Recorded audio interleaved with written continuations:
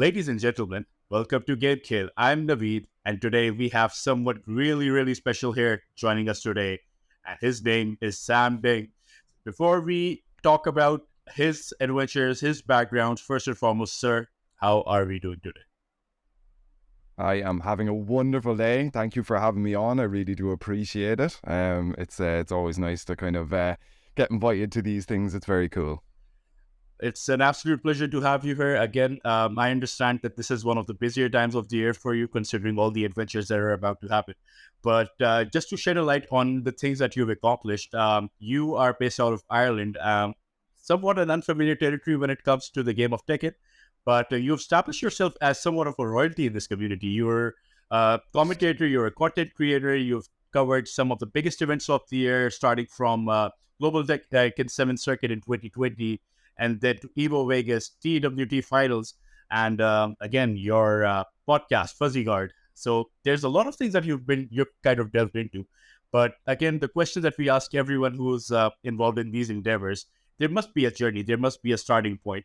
And how did your interest manifest into everything that you are doing now? So just a little bit about your journey and how everything has followed after that. Yeah, I mean, I almost have the sort of stereotypical introduction to Tekken, that with Tekken 3 on the PlayStation when that came out, that was kind of the big game and stuff.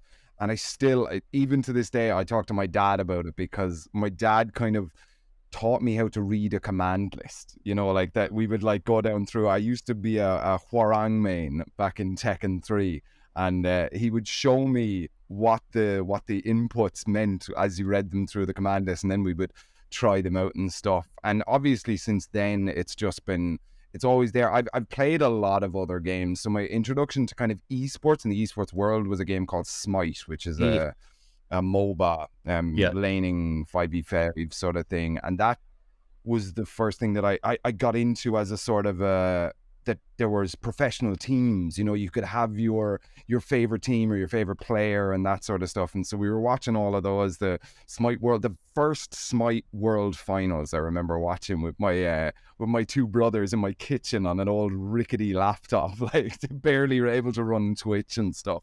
But then obviously, so I'd played every Tekken since 3, and Tekken 4 was the first game I bought with my own money as well. So Tekken has always been kind of there.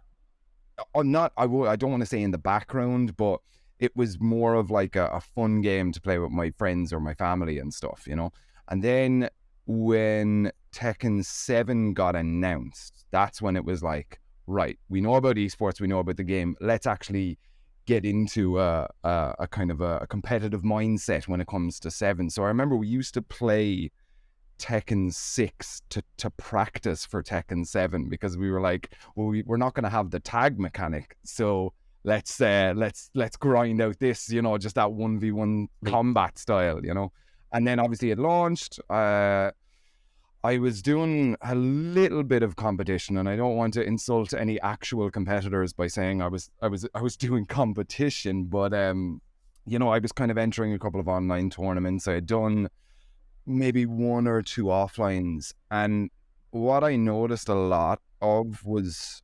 the commentary. I mean, a lot of at the birth of Tekken 7, there was great commentators in Europe, but they were all doing the big events. So these kind of local online scenes, even locals and stuff in Ireland, they had commentators, but they weren't. I could hear that they weren't up to a sort of the same scratch that I would hear Spag or Bubsy or Tasty Steve doing it. And I was like, well, that's a gap there that I might be able to fill, because I don't know if you've noticed already, but I quite enjoy talking. So it just kind of, it slipped into it that I started commentating an online tournament every week for about 2 years. It was every Saturday night from about 6:30 p.m. to about midnight, and it was the trenches. You had to do 6-hour blocks, no breaks, no stopping or anything. And I suppose I just kind of, it's very slowly snowballed from there. So I went from that online thing that I got invited to another online show, and then from that online show an offline, the first offline in Ireland, and I was like, yes, let's go, it's it. And just from there, it's just been a lot of work, a lot of very, very kind of hard lessons I had to learn along the way and stuff, just about how to look after your voice and make a performance out of stuff that, not a lot of people understand as exciting stuff, and I've talked to a lot of commentators about this. The biggest job as a commentator is to, footsies, super high level footsies. If you see like the Korean style, they call it, two players just back and forth all over the place.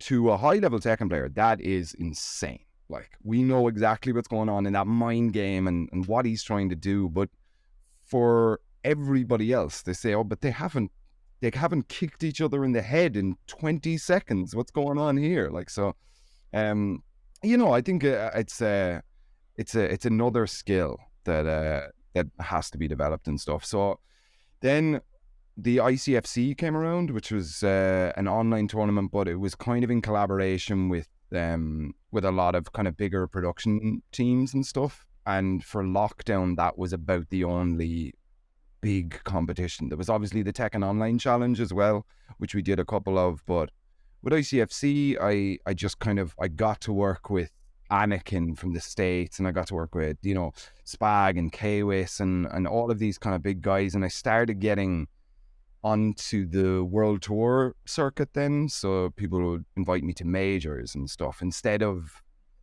getting the dojo events. It started becoming the kind of bigger shows and that sort of stuff, and like I rolled with it. I shook as many hands as I could. I put the best show on that I could and stuff. And now my two life goals were to do Evo and to do the Tekken World Tour finals. So now I have to rewrite what I want to out of this whole thing. But yeah, and I mean, getting invited to Pakistan is probably one of the coolest things. I'm an Irish kid, like, I am just a fan of the game, and then somebody thought it okay or cool to invite me to Pakistan, man. And I suppose that kind of puts us to right here. Yeah, the podcast kind of came out of I enjoy chatting to people at events. Like, I really, really love to hear stories and like, oh, what was that event like? Oh, hey, I heard that there was some crazy stuff went on there. Those stories I really, really loved. So I just thought, hey, why don't I give myself an excuse that I have to do it once a week and get to sit down and talk with some amazing people, amazing players and amazing commentators and stuff, and just get a chance to hear these stories and stuff, so it's all just coming. It's a great year to be SamDDing, I think. Yeah, I think the kind of ambition that you've talked about, but it also has to do with you being at the right place at the right time while putting in the hard work, because all of this coming together and you achieving your main targets at this rapidly has to show your own skill set and its development over the course of time, and also the fact that you're able, the way you've mentioned your own journey from Smite to Tekken to getting into the competitive scene, then finding your own niche in the commentary. So it sounds like something that a lot of people can actually look up to and try to emulate.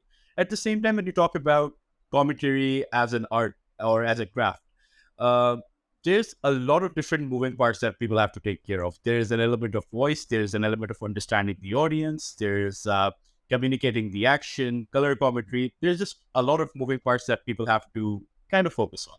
So I do understand that there's a lot of individuals who would be watching this, have certain aspirations of being a content creator, or perhaps that diving into that space of commentary for any esports per se. So in your experience, what have been those fundamentals that you've focused on, which have essentially helped you in all of this journey, if you could focus on a few? Yeah, that's a really, really good question. I think fundamentally speaking, like, it is fun to do it, but treat it like a job. That, like, my rule number one is arrive on time. And if they ask you to wear a black t-shirt, wear a black t-shirt. If they ask you to wear a white t-shirt, wear a white t-shirt. Like, make life easier for everybody else around you, because the broadcast might look like just two commentators, but that's got 4 guys behind the stream desk, 2 cameramen, a lighting operator, whoever is running the stage and all this sort of stuff. And if you are causing problems, or if you're late, or, you know, oh, sorry, I read the thing wrong, it just makes everything so difficult for the entire team. So I think, like, rule number 1 is, if you're supposed to be in work at 9 a.m., be there at 8:55, you know, like, and show up and shake hands and sit where you need to sit and stay there until somebody tells you otherwise. Um, as far as like the rest of it, like, kind of surprises that I had to learn along the way, is it is much harder than it looks. It seems like it's all fun and games and laughing and joking and watching a video game. Everybody, you're not getting into an esports commentator role unless you love the game. So it does have that element of, oh, well, this is easy. Of course I can do it. Anyone can do it. But it is much, much harder. There's a lot of stuff, like, just back onto the voice thing. If you don't look after your voice and you're doing a 3-day event, you're by Sunday, you're going to be making those sort of noises and stuff, you know? And so that, like, I mean, if you talk, Jammers is a friend of mine. He's a Street Fighter commentator, but you literally see him at events sipping honey. He brings honey to every event and he sips on it. He doesn't drink. He doesn't, no coffees or anything. He's just sipping on that honey, like, you know. And I mean, those are the sort of sacrifices that people have to make that you don't really see. If you're a fan of any sport, really, you turn it on and it's lights and smoke machines and fireworks, and then 2 guys come out and they're all happy and that sort of stuff. But there was 9 hours before that where people shouldn't smoke cigarettes, probably shouldn't talk too much, no screaming, no shouting and that. Make sure you get a good breakfast and that. After that, I think likability is one of my main strengths. To smile, shake hands, and listen to people when they talk and talk back. So so this was more when I started, but when I was going to events and I was commentating pools, I would make sure that I knew the production manager's name and knew whoever was in my ear as he's calling out the games, make sure I knew his name. And then after the show, go up to them and say, hey guys, thank you for helping me out. Like, I really appreciate it. Like, you know, and look, I don't know, this is maybe just my headcanon, but I like to imagine that when that show came around the next year, somebody went, oh, who was that really cool guy that we had who was really nice to all of us and shook all of our hands? Get him again, like, you know. So I'm definitely not the best commentator on the scene, but I definitely have a lot of skills that not everybody does, just in that. So yeah, I think those are my 3. Arrive on time, look after your voice, and shake some hands, like, be nice, be likable, you know. I think you've said this is a point which is fairly underrated, especially when I think about the Pakistani competitive scene, and that is the element of networking. Because I feel like that a lot of individuals within the circuit, whenever they're trying to raise sponsorships or whenever they're trying to engage themselves into the corporate world, not having those essentials is something that gets in the way of perhaps an opportunity that can change your life.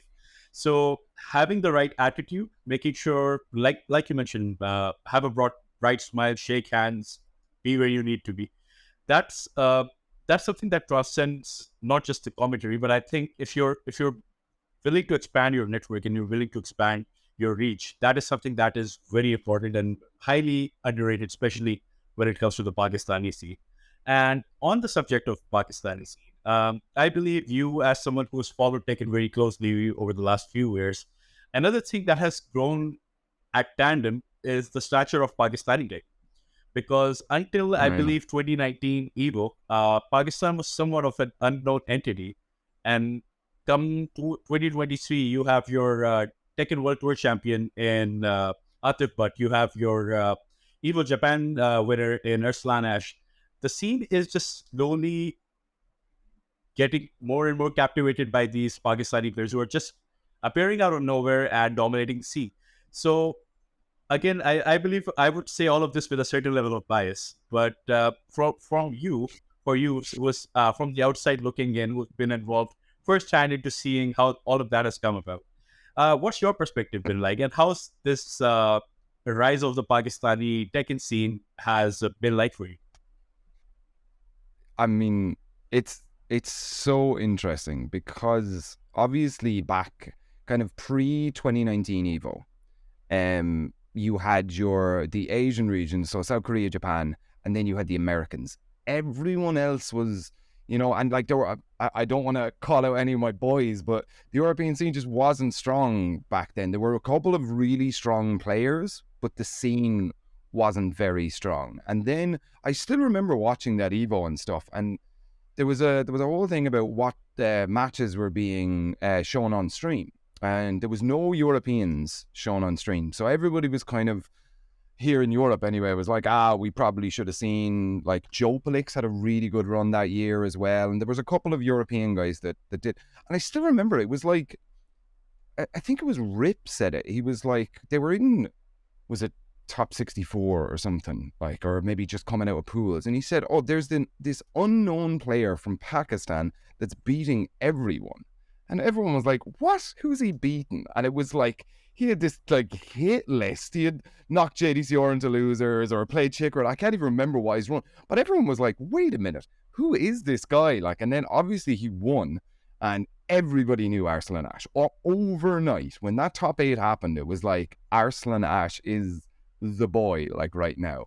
And then I suppose maybe it comes from a sort of almost a place of jealousy, but everyone was kind of like, well, he's clearly the one in this, underdeveloped scene, but like maybe just didn't have enough spotlight on it and stuff. So, Arslan Ash is obviously an incredible player, but, where's he coming from? Who's he got with him? Then he won Evo Japan, and everyone was like, okay, there's something going on in Pakistan here. Like, I mean, even Nee traveled over to Pakistan to learn the Pakistan Tekken style. Like, when that happened, it was obviously, there was so much evidence pointing towards Pakistan being a huge region in the global Tekken scene. But it was just like there was more and more evidence. Everybody, all of the doubters that were like, nah, it's just Arslan Ash. Then Nee traveled specifically to the country, not to play Arslan Ash, but to learn Pakistani Tekken. Like, it was a whole like different style or something. It was that hyper aggression, very entertaining to watch and stuff. Like, and then you start hearing about all these other names, Dawood coming out and Atif Bot and all this sort of stuff. So now, as soon as you see a Pakistani flag at an event, you're like, okay, who's this boy? Where's he coming from? I don't know his name, but we're about to learn who this guy is. Like, and there's just been so many of those stories of Pakistan, and it's really funny because Pakistan in itself. So you've the two main scenes. There's Lahore and Islamabad are the two biggest scenes, I'm pretty sure, and there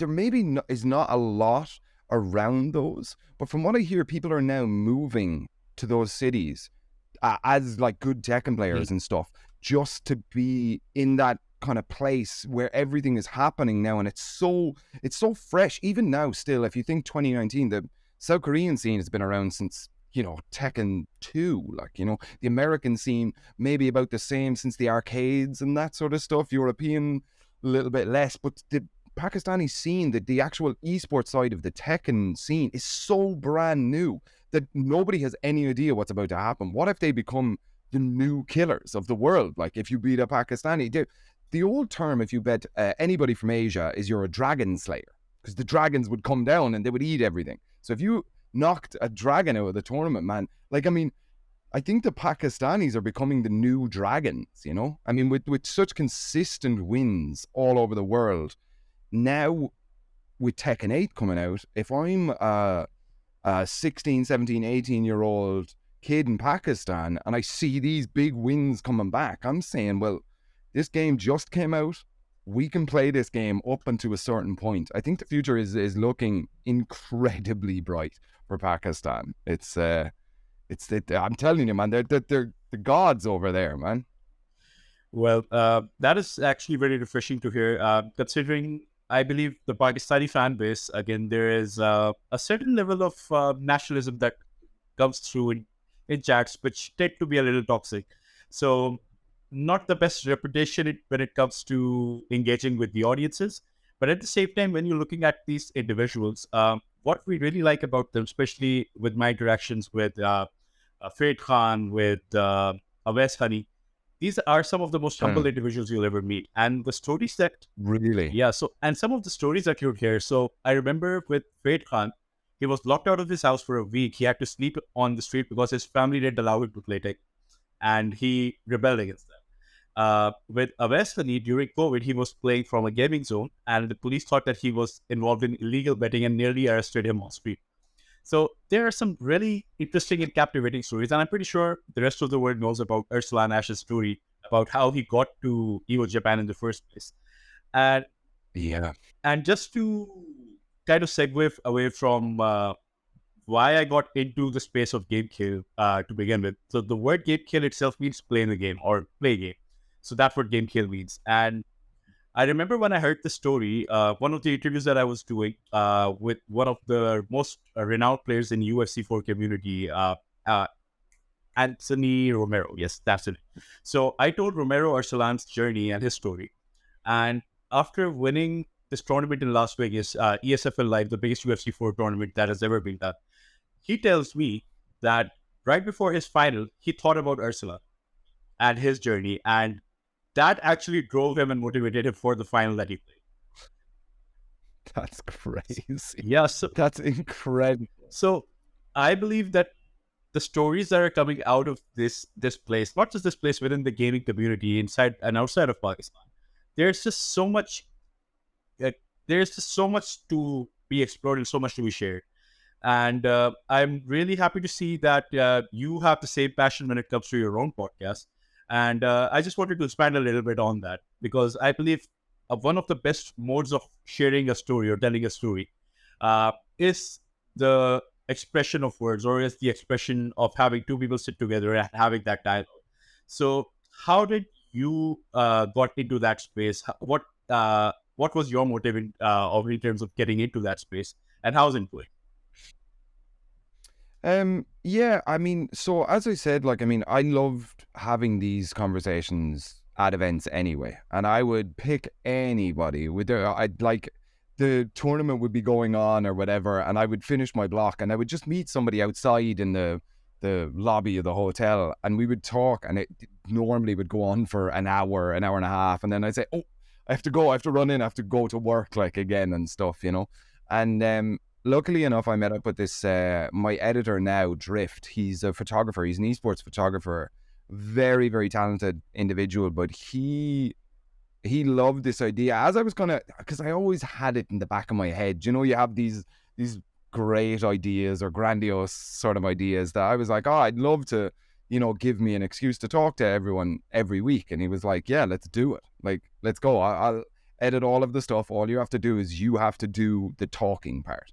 Hit the record button and actually, you know, get this stuff done, like, in that. And to be fair, he lit a fire behind me to make me run. Like, he was like, okay, you need to ask this person, this person, this person, then this person, and then we'll do all those in 2 weeks, and then we're free up or whatever. And he sends me a to-do list every week and stuff.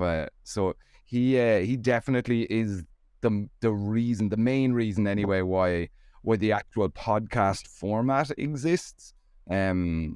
With everybody that I've got on and stuff, you know, all I do is I record for 2-3 hours and then click upload to the drive, and he deals with the rest. So he's in charge of the Twitter and the YouTube and all of that sort of stuff.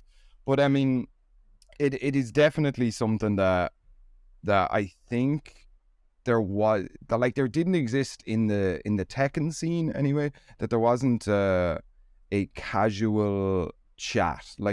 So the main idea behind it is to humanize these figures, because that was the biggest surprise to me, that all of these guys that, you know, as you watch them on Twitch, like guys like Super Akuma and, you know, all of these big commentators, you imagine that they're sort of larger than life characters, and in some regards a lot of them are, but when you sit down and have more than 15-minute interview with, like, I beat everybody in the game, haha, good night and thank you, like, you know, as soon as you actually talk more, you find out, oh, these people are are multifaceted humans with likes and dislikes the exact same way as everybody else in the world. So like the a big motivator for it is that everybody didn't like Super Akuma.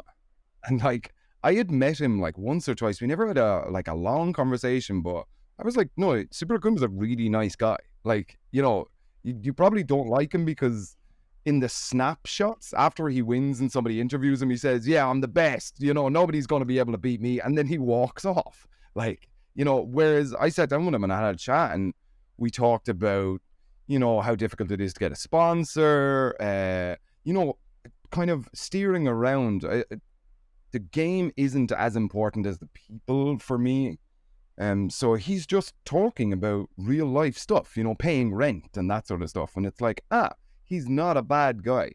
So that's a lot of the idea of just humanizing these characters and seeing that it is possible to do everything that these guys are doing. It might seem from an outsider's perspective that stuff like, you know, if you ask Arslan Ash how does he do it, he'd probably tell you a lot of hard work. You know, like there isn't some little trick that he's been able to pull off without anybody noticing. He's just really good and very well practiced. And I'm sure it's the same all over Pakistan and all over the world. You know, if you want to be good at anything, you have to be willing to put the time in and that sort of stuff. And you know, it's just make people a little bit more human, because there wasn't that didn't exist, and it was always something that I wanted to hear for all esports and that sort of stuff. You know, just to chat, see who these people actually are, like, you know. So that's my goal anyway. To try get it. It's doing okay. We're kind of happy with where it's going viewership wise. It's still definitely climbing, but it's consistently climbing, which is fun. So as I said, Drift keeps sending me all these messages being like, hey, we grew by 2% this week, and I'm like, yeah, sweet, like, you know, another 2%, like, and stuff. But yeah, it is. I think a lot of people are kind of what's the word? They feel the same way I do, and Resonate. Just yeah. They I think like I don't want to say why people watch, but I think a lot of people wanted this, and just so that they have another aspect of these players or commentators and that sort of stuff, you know. So I'm getting very nice messages and I'm getting a lot of positive feedback on it and stuff. So it's still quite fun for me. I think the key word here is consistency, and again, for the content itself, when individuals have something that they believe in, something that they want to subscribe to, and the point that you mentioned, humanizing people to a point where people actually see them as multifaceted individuals, not just a dimension of what they've been able to subscribe to. So I believe that is a very important aspect that we've touched on. There's one thing that you've mentioned, especially about your interaction with Super Akuma, and that is the difficulty of getting mainstream involved in the fight game community. Now, when you talk about your games like Dota, when you talk about your games like CSGOs, your first-person shooters, the prize money in those tournaments is astronomical. And I believe that has to do a lot with the kind of viewership that it brings and the kind of demographic that it appeals to. Do you think that with the emergence of Tekken World Tour and more importantly Tekken 8 and the other fight game community games coming into the fold, Street Fighter 6, if I'm not mistaken, those games coming out, do you believe it's probably going to help the scene even more, or do you think something fundamentally has to change in order to bring that kind of recognition towards Tekken? Okay, so this is actually quite a loaded question. And for people within fighting games, and I specifically use the term fighting games and not the FGC, which is the fighting game community. The people who are part of the industry, like the guys who are organizing events or TOs or, you know, cameramen, photographers, all of these kind of adjacent industries, but they're still vitally important to fighting games in general. In a short answer, yes, Tekken 8, Street Fighter 6, Mortal Kombat 12, and Project L are about to bring a huge new audience to our games. The problem that we're seeing a lot of is that as soon as there's a lot of money attached to an event, there are a lot of very vocal people that say, well, that's not where we started. This isn't grassroots. You know, you forget the days of the arcade when nobody had any money. And you can understand it from a point that a lot of people pride themselves on the fact that we're not big esports. We're not CSGO. We're not Dota. Like, you know, we still know people by name and that. But I mean, obviously, I'm coming at this from a very biased point of view as well, as somebody who's directly in the industry. That I think we either need to grow or we need to die. Those kind of tend to be, because if we plateau, dev support stops for our games, we stop getting balance patches, we stop getting all of this new sort of thing, and it becomes a casual game that shows up at the back room in a tournament somewhere, and you say, oh, wow, I remember playing that years ago and that. I think that the attitude needs to change in terms of, do you want to do an esports event? Because everybody loves the idea of having Arslan Ash at their show, or Atif Butt at their show, or a Wise Honey at their show. But the problem is flights, hotel, you know, payouts and stuff, these all need to match that thing. So there's an almost a kind of an information block that it's like, if an organization is given €1 million to put on a show, they can do all of these things. Like, there is very little stopping them. If you want to do a show in the middle of Spain somewhere and somebody hands you €1 million, you can get all of the best players from around the world in, probably pick up some nice commentators, you can probably put it on in a very nice venue and that sort of stuff. But if you're a new person, or that money came from cryptocurrencies or NFTs or something, that's when people start being like, whoa, hey, what's this all about? I don't know if I want to go to your show. And it's like, Jesus, guys, can we not just support the game? Like, I don't want to come across like support the game and all of its assets. Like, if there's something wrong, be vocal about it. But that's not wrong to have grand spectacle shows and stuff. So yes, we are due a resurgence, and especially with the timing of everything, because obviously Tekken 8, we haven't got a release date yet, but it can't be too far away now because they have the alpha and it's a playable version. Street Fighter 6, the demo just came out yesterday. Mortal Kombat 12 has the release date for this year, and Project L is still a little bit, but everything is happening within 23 and 24. So we're due a massive like influx into the kind of space now. So I think it's a great thing, and we do need to keep building on this. But I think in the C part of the FGC, there's a lot of people that do need to kind of change their attitude in terms of bringing this to as an esports, instead of saying, oh, they're esports and we're fighting games. I think it should all be one. Like, why can't we go toe to toe with Overwatch? You know. But that's my long-winded rant anyway about this is where my Twitter starts blowing up now or something. No, I mean, what you the way you articulated it makes perfect sense, because ultimately the community is something that needs to take a certain level of ownership towards the game and its esports as well. And this is an issue that we've seen happen, especially within the UFC space, where I've been very active for the last few years. I believe with you, in fact, not just my belief, but the common consensus of the community is that the sponsors are just shying away from the community because they don't want to associate themselves with those said individuals.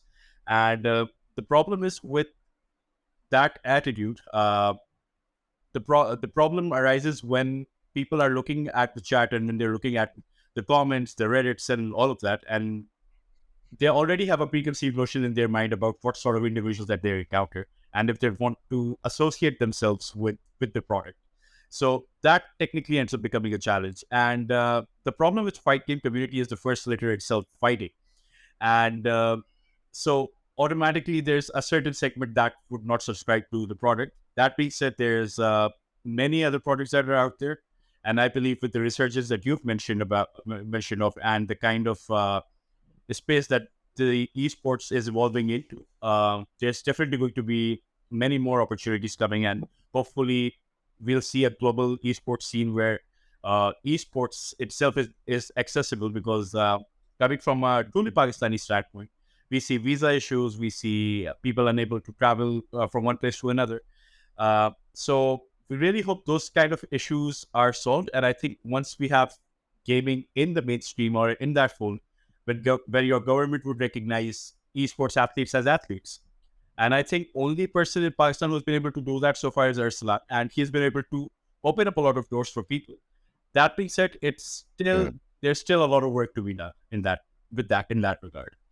Now, speaking of Pakistan, there is a huge event coming up that you would be part of, and that is Takedown 2023, which is happening in Lahore, the hub of Pakistani Tekken. And I believe there are going to be a couple of games that will be played. I believe King of Fighter and Tekken. The price pool for the Pakistani standard is astronomical, and that has apparently garnered a lot of attention for players coming in from Europe. We have players coming in from South Korea and Philippines as well, if I'm not mistaken. So there's a lot of interest that is brewing into this. So there's a couple of things I want to know. Firstly, how did you get to know about Takedown 2023? How did you get in touch with them? And secondly, what are you most looking forward to when it comes to this?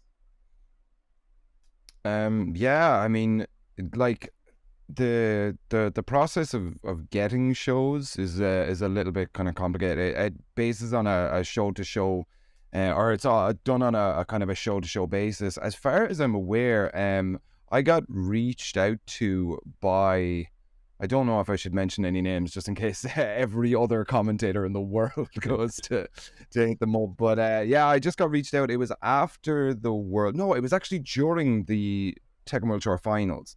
I got reached out to and asked would I be interested in going to Pakistan. And after that, I was like, yes, 100%. I don't care in what context you need me to go. I will absolutely go there, just because there's another great commentator from Ireland called Infinax. He's also coming to Takedown, and he has Pakistani parents, and he has kind of always been telling me about kind of Pakistan as a country and as a culture, and just not like outside of games. He's explained to me about like the different climates within Pakistan, that obviously if you want you can hang around where it's 35, 40 degrees Celsius and it never rains, but then you can go, is it the north of Pakistan where it's all mountains and stuff? Yeah. And then like there's temples and stuff, you know. So I'm so excited because I have never even been to that part of the world yet. So, and the way that you guys are looking after us already is absolutely incredible. Everybody I've talked to has said, oh, I'll bring you down. There's a restaurant that you have to try. Oh, if you want to buy some, I'm buying some traditional clothing. And I've been given 3 shops that I have to go to. And like, you know, this is a guy, I know him. And my sister got her wedding gear there and stuff. Like, I'm so excited to go. But number 1 on my list is the food. Everybody I've talked to, people from Pakistan and people not from Pakistan, are like, the food is like why you would ever visit Pakistan if there wasn't an esports tournament on. I've heard such amazing things. I'm going to eat like a king when I'm over there. That's very exciting to hear. It will come from a bias standpoint, but the Karachi food scene definitely has quite not just the edge. I think it has the entire foot ahead of every other city. But I digress. Oh. The scene of Karachi food. I really hope that there's an esports event in Karachi that you get to explore. Otherwise, if you can ever manage in your travels coming to Karachi, that would be awesome. That being said, Lahore and the northern areas will be a sight to see, in my opinion, because Right. the food scene is great. There's diversity in weather, there's diversity in people, and as Pakistanis, because of all the negative coverage that we've received over the last few years, we're just craving to have guests over in our country. And whenever someone comes into our country, we want to be able to facilitate them to the best of our abilities. So I really hope that you get to experience that side of Pakistan that not a lot of people get to see. And coming out of it, hopefully you would be ready to come again here. So really excited to have you and all the international athletes, commentators, broadcasters coming here in Pakistan. I really wish I could have been there. Maybe I would be, who knows? But would definitely be keeping a close eye on the proceedings. That is the Takedown 2023, which will be happening in Lahore just in, I believe, 9 days from now or 10 days from now. Yeah, it's 9 days away. Wow. Yes. I'm so excited. I'm so excited. Yeah, so we're finally in the single digits. So I believe everyone joining in that competition, especially all the individuals associated with that tournament, Silver Fox, Soul Dragger, all the people from Baz. So hopefully this tournament comes through and this becomes the start of something that a lot of people in Pakistan and the esports in Pakistan can actually look back at and reflect as the starting point of the growth of esports in Pakistan. So just really, really excited, and what should I even say? Just there's a lot of expectations that comes with something like this happening in the country. So I just don't want to put in the pressure, but only positive vibes. So hopefully that's something that would reach out to them. All right. So I think towards the end of this interview, I believe within your journey, there must be a few individuals who've played a big part in where you are now. So any shout outs, any individuals that you would want to recognize, now's the time. Definitely Spag. Spag has been, like, just in terms of a commentary idol, the way he's able to act on a mic is it's just from an actual commentator's standpoint, that guy is next to flawless. Like, he is so good at it, but also for the stuff he does for communities all over the world. Like, and it's not, I know he's been pushing super hard to put a lot of eyes on the Pakistani community, but he's also doing that for a lot of other kind of, underrepresented communities all over the world. So Spag is definitely the guy to shout out. Obviously Baz over there in Pakistan as well. I'll give those guys a very special shout out for bringing me over and making this event happen. It's going to be awesome. Perfect. So again, it was an absolute pleasure. I think I got your name wrong at the introduction. It's SamDDing, if I'm not mistaken. I don't think that's going to be that's going to be the case now. But again, apologies for that. But taking out the time during this time of the year, making sure that you get to share your thoughts on Pakistani fight game community, Pakistani fight game esports. It's been an absolute pleasure. I hope there's more individuals like you who share the enthusiasm about esports. I hope to see a lot of Pakistanis share that, and hopefully whoever watches this interview gets to learn a few things, because for me, certainly as someone who's been involved in the esports broadcasting, those tips are absolute Bible for anyone who's watching this. So again, it's an absolute pleasure to have you here. I've learned quite a few things, and hopefully when you come to Pakistan, you would get to learn a few things about Pakistani cuisine. That's for sure. So any final thoughts that you'd like to share with us? No, absolutely. Listen, thank you so much for having me in and stuff. And it's been an absolute pleasure. And I'm so looking forward to coming and experiencing you guys' country. Again, thank you so much for your time. For everyone watching this, we will try to get more of these individuals from the Tekken community. I realize we've not been very active as of late, but we've kind of gotten some momentum under our feet. So we're just going to roll with the punches, get as many individuals in the fold as possible. If you have any recommendations, anyone that you believe should be on the GameKheyl interviews, we've already done some of the Pakistani community. We're going to cover more of these individuals in the future. But if there's any other esports out there that you believe needs to be represented, do send them our way. We love to talk to them. We love to share their stories. And hopefully we'll get to make gaming mainstream, because that's the idea. So with that, this is David and SamDDing signing off. See you guys real soon with the next guest. Peace.